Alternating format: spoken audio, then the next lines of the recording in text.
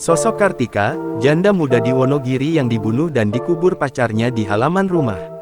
Inilah sosok Kartika Margaret Diah Pratiwi, janda berusia 28 tahun yang ditemukan tewas terkubur di halaman rumah kekasihnya Supriyanto di Wonogiri.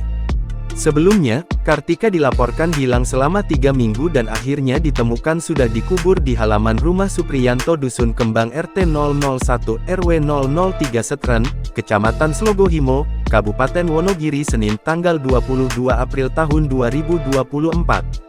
Sosok Kartika disebut sebagai seorang karyawati bank.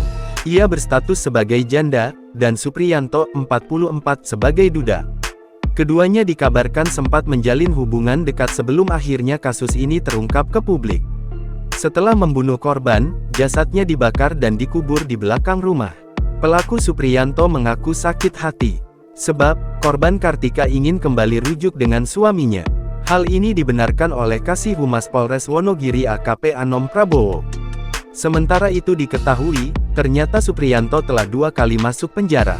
Yang pertama adalah kasus pembunuhan, yang kedua adalah kasus KDRT terhadap mantan istrinya.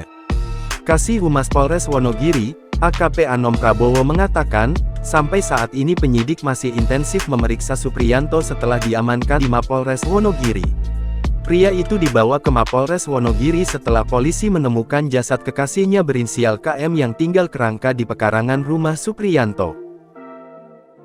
Download Tribun X sekarang, menghadirkan lokal menjadi Indonesia.